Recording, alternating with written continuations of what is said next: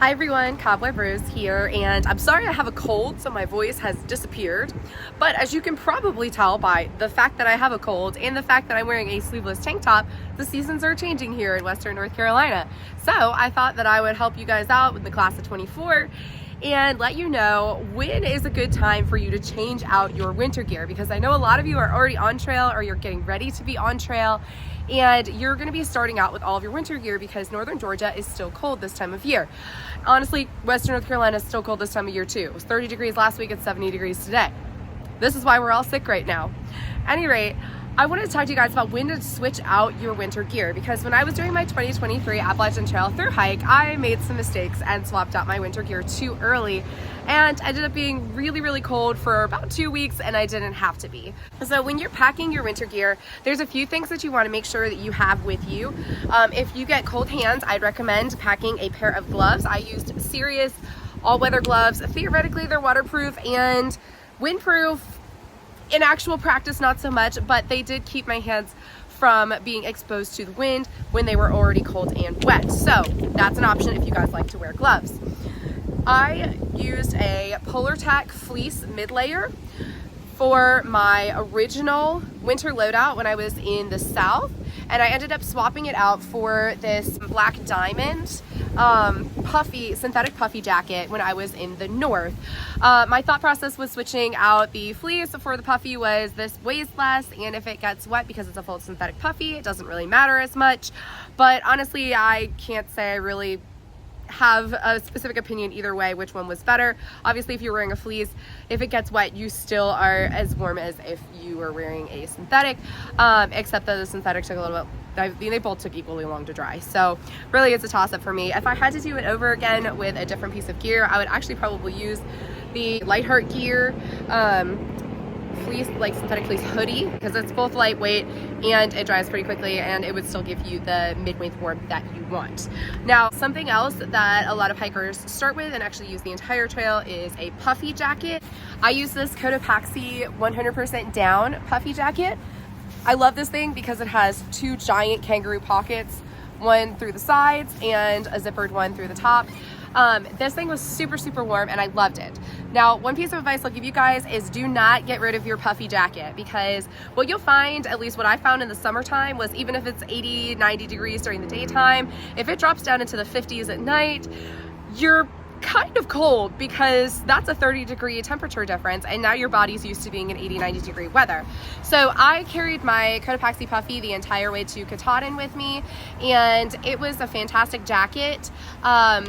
Also, this was something that I did not wear when I was hiking unless it was a town day the next day, where I knew that if it got wet or sweaty, I could get it immediately dry, because 100% down does not retain its insulative qualities if you get it wet. So just a little bit of thought for when you're deciding on which jacket you want. Another thing that I carried in the winter time that I really love, that I actually carried the entire trail with me, was these Outdoor Sundick down booties that I got from Amazon, and these help keep my feet really warm in camp every single night. I have super cold toes, you can ask my husband, and they freeze every night. So I wore these actually a lot of nights on trail in order to keep my feet warm. So this was another piece of winter gear that I just never switched out throughout the trail because it was super helpful to me. Now, when you're swapping out winter gear, I started out, these are my camp clothes, so I did carry one set of camp clothes with me the entire trail, and this was my REI 3/4 zip merino wool long sleeve camp shirt that I used in the winter time because it was a lot warmer than my summer option.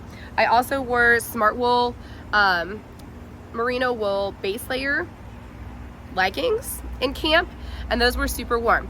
Now, when the summertime came, I swapped those out for a, I don't even know what this is anymore, Eastern Mountain Sports, like, I guess this is a synthetic, it's some kind of quick dry material that they probably don't sell anymore because it's super old, like quarter zip shirt that I wore in the summertime because it was a lot lighter weight and it was moisture wicking, so it helped pull the sweat away from my body when it was like 80 degrees at night. And I also wore these REI base layer leggings in the summer as my camp clothes, and that just helped keep me a little bit cooler. So now you guys are like, please just get to the point of the video and tell us when we need to swap our winter gear out. So my recommendation to you is do not change out your winter gear for your summer gear until you are after the Grayson Highlands in Virginia. If you see wild ponies, you have made it to the Grayson Highlands. I tell you this because even if the weather starts getting warm like it did for us around Irwin, Tennessee, the Roan Highlands are no joke. They're called balds for a reason, and they get cold and you're climbing a lot of extra elevation. So if you get rid of your winter gear in Irwin like we did, then you're going to be sad and cold during your trip through the Roan Highlands of Tennessee and then also through the Grayson Highlands, where you're picking up again more elevation and it's getting colder at night because you're camping in more exposed locations. So that's my recommendation to you guys. Okay, one more thing for you guys. When you are headed northbound, once you start getting into Vermont and New Hampshire, you're going to start doing a lot more elevation gain in a day, and you're going to be camping at higher altitudes. So even if you get up there in the summertime, you might start noticing colder temperatures. So I actually ended up switching out my summer gear for my winter gear again when I entered New Hampshire right before I started the White Mountains. I definitely recommend getting winter gear back, if only to send it home again after the White Mountains, but Maine got pretty cold as we started going up there, and we ended in mid-September. I know people who summited only a couple of weeks after us who actually were summiting Katahdin in snow. So my recommendation to you guys is when you're swapping your gear the opposite direction and going from summer to winter again in the Northeast, that you swap your gear out before you go into the White Mountains of New Hampshire, and then just keep your winter gear through the rest of the trail. Now, before I let you go on this video, I just want to really quick talk to you guys about winter and summer sleep setups, talking just sleeping bags. So when companies are trying to sell you sleeping bags, they always tell you like, oh, it's a 0-degree bag, it's a 10-degree bag, it's a 15-degree bag. But most of those bag ratings are actually survival ratings. So it means you can survive in this bag at 15 degrees, or you can survive in this bag at 0 degrees, but you're not going to be comfortable. So some manufacturers do comfort ratings for their sleep systems. For example, my buddy Mountain Crusher had the North Face the One sleeping bag, and he always said that he felt that was a comfort rating that they gave you. In other words, you're going to be comfortable in this bag at 15 degrees outside, because he said that he was never too cold or shivering in his bag when it dropped below the recommended temperature for the bag. Now, in the wintertime, I use this Mountain Hardwear Bishop Pass Zero sleeping bag. This is a women's bag, and it was the petite version because I'm small. And this is a 0-degree down sleeping bag. Now, down is going to keep you a little bit more insulated and a little bit more like feeling warm than a synthetic or a semi-synthetic bag. Now, that being said, whenever my down bag got wet, it started losing its insulative properties, which meant that even though it's a 0-degree bag, if the temps hit 0, I was not comfortable and I was shivering in my bag. And honestly, like, I sleep so cold that even on some like 16, 17-degree nights, even with my sleeping bag, my warm camp clothes, my puffy on, I still shivered through the night. So if you guys are colder sleepers, I definitely recommend a 15 or 0-degree bag, whether that's comfort or survival rating, and down is a good way to go. But like I said, be very careful to keep it dry. Now, in the summertime, I ended up swapping out for this REI Magma Trail Quilt 30-degree bag.